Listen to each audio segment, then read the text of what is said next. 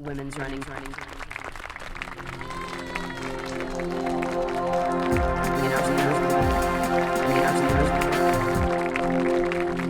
Women's running stories.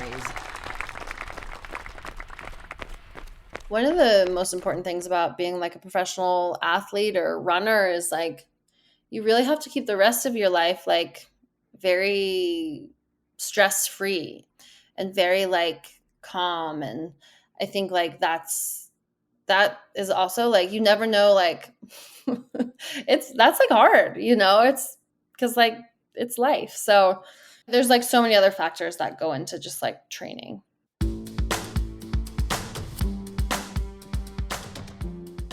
Hi, my name is Nell Rojas, and I am a professional marathon runner. Yes, in this episode, you're going to be hearing from Nell Rojas. She is one of the top American marathon racers, and she's going to tell us how things all went down at the USATF 25-kilometer National Championships. A couple of details to know about Nell for the purposes of this episode is that she is coached by her father, Rick Rojas, who himself was a professional runner, and Nell's training partner is Molly Grable. But before we get on with the episode, welcome to Women's Running Stories. I am Cherie Louise Turner. I am your host and producer. And this year, I have been doing race reports for all of the USATF road circuit races. These are the series of national championship events. They're at various different distances all around the country, and they happen all throughout the year. At these circuit events, not only are racers vying for a national title, there's good money on the line, and in each race, athletes earn points for the series overall. At the end of the year, the athlete with the most points wins the series, and with that comes another really nice payday. So yeah, for this episode, we're focusing on the 25k National Championship.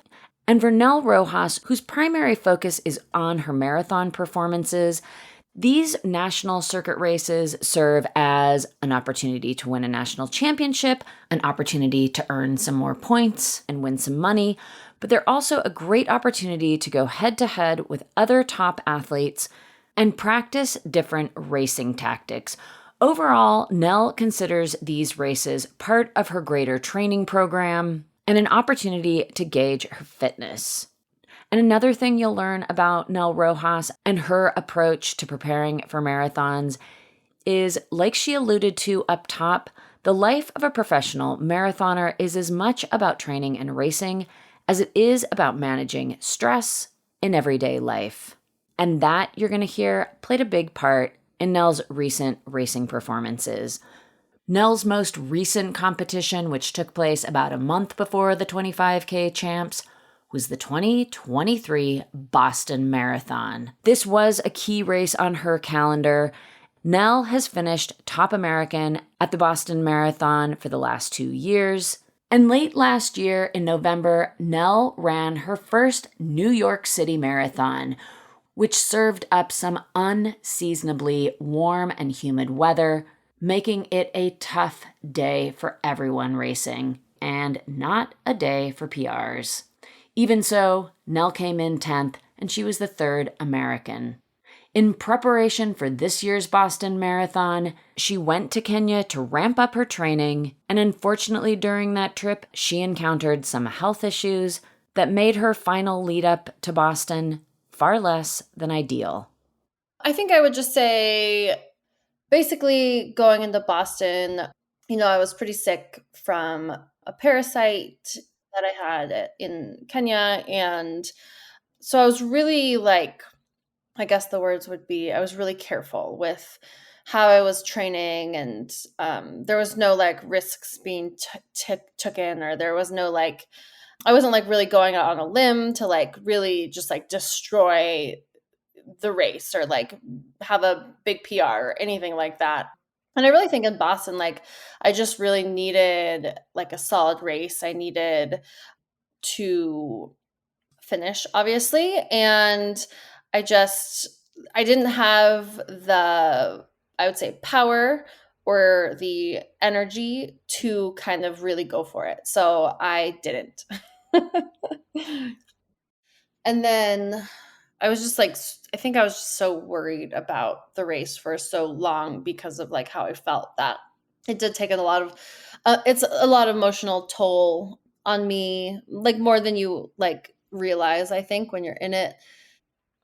I think even though I was like sick and I did have a parasite, like I was still able to be consistent and I was still able to run every day, get through my workouts. Like my workouts were fine. Like I did have some good workouts, and especially like near the end of the Boston build, there were like little glimpses of like, okay, I'm at least back to where I was before, New York or before the Boston last year. And so I think just because I was able to train through it, I knew I could run 5:30s. Like that was the pace like that I've known I could run for a long time. It's just like whether you get the day to do it or not, and like at New York, obviously I did not get the day to do it because it was hot. It was just like not going to happen. The Boston before that, I just like came in a little bit too overcooked. I was just like wrecked when I came in, so that was just like that wasn't I just like didn't time that well. So yeah, I guess like that time that I ran has always been like in me, like very securely in my training, I can tell. And then, I was just able to like get there healthy and just like do it. Like, of course, I wish I could finish higher and I wish I could run faster, but that just wasn't going to happen on that day. And like other people had great days. And like you can't be upset about that. You know what I mean? Like you want to be one of those people, because it's not everyone. It's only like say there's like 20 elites in the field, like that are competitive, more like 15, like this year there was like 20 very competitive people. And like a third of those are going to have like a pretty great day. A third are going to have a bad day. And a third are just going to like have a mediocre day. And so like you want to be in the top third, but it's just like not always going to be you. Well, the 2023 Boston Marathon was not the day that Nell had hoped for, and she really wasn't able to give it her all. She did still manage to run a PR. She ended up 3rd American and 14th overall. But what was really clear is that if she hadn't been dealing with the outside stress of those parasites, she probably could have run faster. But like she said, her performance was not something she could be disappointed about, and so it was time to move forward. Next on the calendar was this 25k national championship, and she knew that there would be some good competition. Some of the top contenders were Kira D'Amato, Betsy Sena, Jessa Hansen, Dakota Lindworm, and Geraldine Poe. The race would be a great opportunity to see how she was really recovering from Boston, and besides that, Nell loves to race. And she can count on the fact that these circuit races are always quality events. It's really, really fun. Like I just like have a lot of fun going to the races and working them in my training schedule. But I would say like the marathon runners are not focused on these races because they're focused on their marathon builds. And if it fits in their marathon builds, then like they'll go. They're great opportunities to win money. They're great opportunities to get national titles, which is, important. And for me, like I would love to win the circuit because you get an extra 20k. And I like to race anyways, and I like to put them in my schedule. And so, yeah.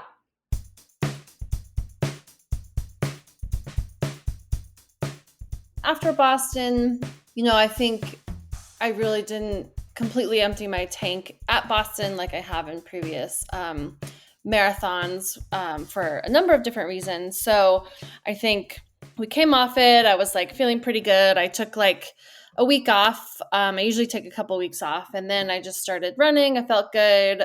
I thought might as well go get some points for the circuit to potentially try to win that this summer. So that's kind of like where our thought process was. All right. So yeah, we always go. My dad and I always go and like if it's a new course, we'll drive the course, the day before. Which is like, you know, super helpful if anyone can ever do that on a new course. Like, it will help you immensely, just like know what you're getting into, like kind of be more prepared mentally and physically for anything that comes along. And so, yeah, we did that. And I don't know, the conversation on my end was more like, yeah, well, I have no, like, I really had no idea how I was gonna feel because you just, like, coming off of Boston, I was running very low mileage between Boston and the 25K, and, I had a couple, like, speed workout sessions that went really well, but they were, like, faster stuff, some, like, 400s, and then I had some, like, shorter tempos that were okay. So, on my end, I was like, look, like, if my body is like willing to like push it tomorrow, I think I can like run really well. If I'm like tired and my body's like, no, I'm not willing to push it, then like I kind of have to like, like maybe race for like fourth or third is what my thought was, like third or fourth. But like maybe I will be able to race Kira. So you just like never know. And then Rick's comments were more like, he's always a little bit more optimistic and I would say like confident than I am. So, he was like, "All right, yeah, do what you need. I think you can race him." I think we both like very like you just got to trust my instincts when I'm racing. And so it was a long race, so, like, a lot of it is, like, all right, may like, probably, almost always in most of the races, people will start coming back in the second half, that might go out too fast. So if someone goes out too fast, just, like, let them go and, like, run a very smart race. I didn't know like, I didn't think Kira was gonna go out just because of, like, how like, our talks before the race. Like, I was like, "Alright, I think she'll just, like, sit and try to kick." Had no idea what Betsy was gonna do. Early on, I kind of understood that she also wasn't gonna go for it, which was very smart. I know Dakota loves to lead, so like, that's not surprising to me. She just, like, really likes to lead. And, yeah, I've raced Jessa a couple times, and I think she ran also very smart. So, yeah, to me, I was like, okay, this is like a great pack. All very, I would say like more conservative racing, which, would typically be good for me. And during the race, I think, I was with the front pack for, I don't know, the first 10K ish. And then I, I just like, yeah, I was just tired. I was just like um, really tired. And my body just wanted to jog for a little bit. And I think that's, like, actually been happening to me lately, where I can tell, like, my parasympathetic nervous system just, like, takes over, and I can't get out of it. And I think that I've, like, noticed that lately, and that kind of was what happened during the race. Like, I was just like, it wasn't hard for, the first, like, 11, 12 miles. It was just like my body was like, "We want you to rest," and they're like, "We want you to take a nap right now." So, yeah, that race was, very steady. That was, like, a very, like, "Alright, this is, like, a great pack. I wonder when, someone's gonna make a move," kinda deal. Because, anytime, like, Betsy and Kira kind of their PRs are, like, pretty much a lot faster. And when someone like that is sitting behind, in second or third or not leading, then the thought process is like, all right, when are they going to go? And I kind of watched it from afar, from behind, and I was like, okay, okay. And then, I did see like Kira and Betsy go. It was interesting though, because like I was like, oh, they made their move. And then I was like, wow, like actually Dakota and Jessa are doing like a really good job of like almost covering that move. Like they did let them go, but like it wasn't like a huge like drop off. Sometimes they just like like the leaders will just like go, but they almost like caught back up to them for a little bit, and then I couldn't really see it. Hear Her Sports is a podcast for everyone who loves stories by and about women striving to improve and make a difference in their lives. I am your host, Elizabeth Emery, a former professional cyclist. In every episode, I introduce a female athlete or woman in the business of sport through a thoughtful conversation about who they are and the terrific work they're doing.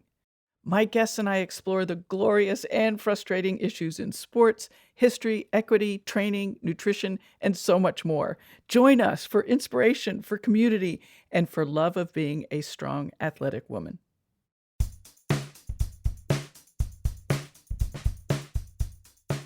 So I would say most like training races, you go into it and you're like, look, we're going to practice starting out hard because these girls are going to start out at 5 flat pace, and you're going to go out with them and see if you can hang on. Or another race is like, you know what, we're practicing on closing hard. Like, I want you to trust yourself. I want you to like go out and execute this race plan. And then I want you to catch girls the last mile. This race, there wasn't something where I was like, okay, but I really want to work on this. I would say during the race, I did have a thought that was like, I didn't exactly like, there was really not much reason for me to finish this race once I fell off the back. And like, I really was not, it wasn't like I wasn't like being competitive. I wasn't like, there was no compelling reason to finish the race. But honestly, it's just like not worth it to give up. It's just like giving up, like stepping off, starting to jog, throwing in the towel completely. Like, it just is like what you're going to have to go through mentally after that is not fun. Like, it is not like, I would rather, I mean, stepping off the course to me would put me in anguish for like until my next race. So I think it's mainly just the like, no, I'm not gonna do that. I don't know. It's just like the fear of like that. So in my mind, during this race, I was like, Nell, you've never dropped out of a race. I can't imagine how bad that would feel. Like, that's like not even worth it. But it was like, I did have a thought that was like, all right, if nothing else, like, you're going to work through this. You're going to like continue to like know that like, even though this is not a good race, like, just keep going and like you'll finish okay, so yeah, I think there was an aspect of like work through this like really tough spot, and like the more you do that and the more consistent you are at like just getting through those spots, the better you are at it during your A race. And I think from experience, what I've realized is that like I have definitely been way behind the front pack before or fallen off the front pack before, and just like run my own race, continued to like do what I could do. And I've definitely caught up, and I've definitely like caught like at the half marathon championships in February of this year. I was with I wasn't even with the lead pack. I was with the second pack. I got dropped at like mile 8. I have no idea why. And then I just like kind of kept on going. And then all of a sudden I had this like, finally at like mile 10, I was like, oh, I can like run again. Like, this is great. And so I just like slowly made my, because I probably lost like 30 seconds on the on the pack I was with. And then like when I felt like I could run again, I just like gained it back. I passed everyone and I was third. And so like, and I've done that before, 10-mile championships last year. Same exact thing happened. I couldn't even run with the front pack. I just slowly crept up on them.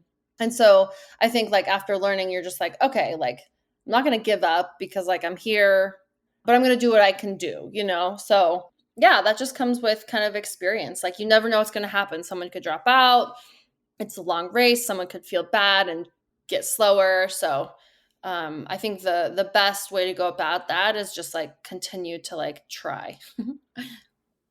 If there's one thing that Nell Rojas is known for, it is continuing to try. She does not give up, and she is great at grinding away and getting the most out of herself in every race circumstance. As a quick recap, the race did come down to a front pack of 6, which was broken up by that decisive move which saw Betsy Sena and Kira D'Amato go off the front and splinter the pack, and ultimately resulted in Betsy Sena taking the win, followed by Kira D'Amato, and then rounding out the top 3 was Jessa Hansen, followed by Dakota Lindworm, who did lead for a great deal of the race. Then in 5th place was Nell, followed by Geraldine Poe in 6th. It was not the result that Nell was looking for, and it did indicate that there was still a little something going on. Nell wasn't exactly sure what was happening with her body, but she had a pretty clear assessment. So I would say, like, I don't really know, but what I would say is, like, and this happened to me when I got back from Kenya. I was stuck in this, like, kind of flight or fight stage where my sympathetic nervous system, like, I was all like, it felt like anxiety, and I don't have anxiety. I never really have, but it felt like my heart rate was, like, always, like, high. I was always kind of like anything that happened, if there was, like, a loud noise, I would kind of be, like, really alerted by it, and I wasn't able to, like, come down from it. Like, as if something, like, really bad was happening. My body just, like, couldn't differentiate between something that really did not matter and something that did matter. And so I was in this sympathetic state. And I think it was because I did have these parasites in my body. And I think my body was just, like, on alert. It couldn't relax. It wanted to get rid of these invaders. And so I was like, bah, bah, bah. And then I was working really closely and really hard with a doctor to get rid of my parasites and to get healthy. And, like, I think once these came out, then I was like, there was, like, a couple days where I could tell. I was just like, I was telling my training partner, like, it was good because, I mean, this is, like, a lot of information for people to know, but I, like, the day that I, like, felt better, I slept for, like, 15 hours. I got my period that I had that was, like, really late, that I, like, my body wasn't giving me. And so we did a workout that day, and, like, my watch, like, so your watch has a calculation where it's like, your readiness score is like this, or, like, it's -20 because you're tired, and it was, like, +15 that day. And it was because, like, I think I was, like, finally my body was, like, so relaxed, my heart rate was low, and that day we did this workout, and I was just like, Molly, like, my training partner, I was like, I just, like, can't push it. Like, I just, like, really, like, my body's, like, really wants to just, like, chill and, like, rest. So I couldn't, like, and that's kind of what, like, this whole thing is like your body's ability to, like, react to things and come back down and rest and then get hyped up and rest. And that's, like, that's a lot to do with, like, HRV status. And, like, so I am just, like, I think my body is just, like, a little confused right now. While Nell's body may still be working through a little bit of confusion, her ultimate goal is very clear. It is the 2024 Olympic Trials Marathon, which will take place in February in Orlando, Florida. All of the planning between now and then is focused on getting her there, ready to race and contend for a spot on the Olympic team. I am still deciding if I'm going to do a fall marathon. And so a lot of things kind of bank on that, like, I am definitely going to do, like, the mini 10K in June. I might do Boilermaker. I might do Bix. I'd like to do the 20K champs. I'd like to do the 10K champs. And those are all, like, like, training races this summer that will be, like, fun and help my, like, speed development. But if I decide to do a full in October, things might shift. I might just decide to do, like, a fast, try to, like, get my half time down a little bit. So, typically you do a fall marathon, and basically the thoughts on not doing a fall marathon is, like, it is, like, say I do Chicago in October. That leaves, like, what, 4 months ish for the trials. So it's like, all right, can you recover and, like, have a super strong build and show up 100% for the trials? Or are you going to show up at 90% for the trials because you just ran this, like, fall marathon. And I think that's the biggest like thing we're thinking about is like, it does a lot on your nervous system. And so is that the smartest idea? When, I have the A standard, I'm fairly confident with that distance. And I do think that I really need to work on, I just need to be like faster. Like my half marathon has to be like more around like 107. It can't be right now. I think I've run like a 109.40. And that's just like not fast enough, especially if we're going into this marathon course that's like very fast in Orlando, which we don't have the course yet, but we know like that's what they say. It's going to be like a fast lapped course. And so I do think like I would benefit a lot because like I am very confident in my like endurance, but like my half times, like if you compare those to like Kira, it's just like it's too slow. And so I think I would benefit a lot in actually training for that half marathon, which is different than like doing a half marathon in your marathon build. And then like coming in like, maybe a little bit fresher than the other girls who did a fall marathon. So those are the thoughts. And it's, you have to just like weigh the pros and cons, and then you have to make a decision and be very confident in your decision. And there's not one right way, right? Like I could run a fall marathon and do very well. And that could be really good for me because I haven't done a fast one. You know what I mean? Like I haven't done a flat fast one. So maybe like that's a really good reason to do a flat fast one before. So yeah, you just got to decide and go with it.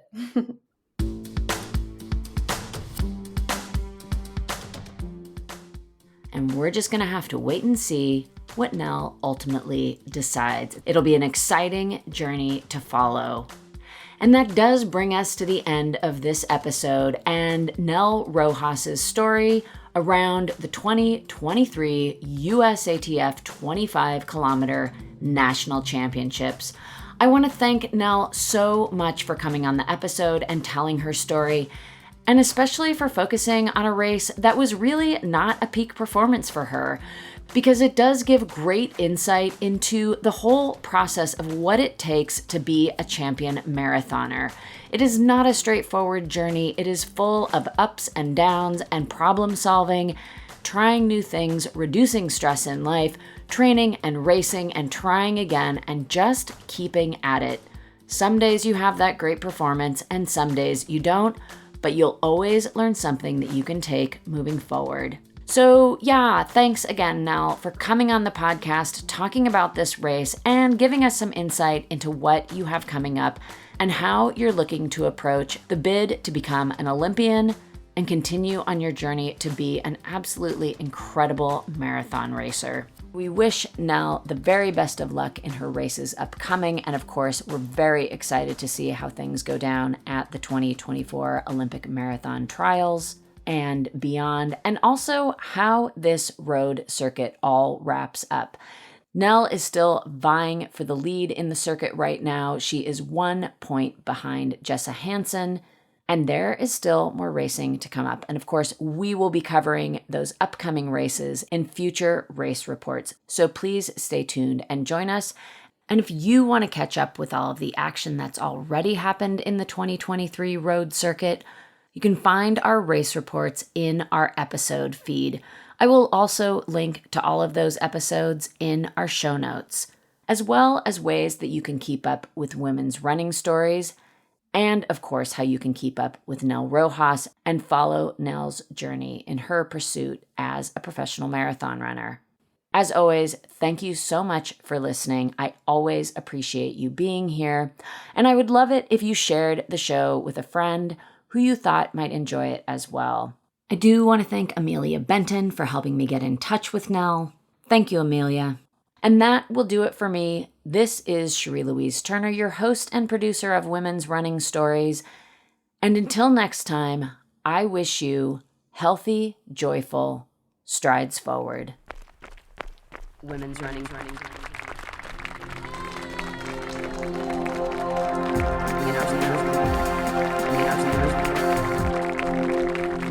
Women's running stories.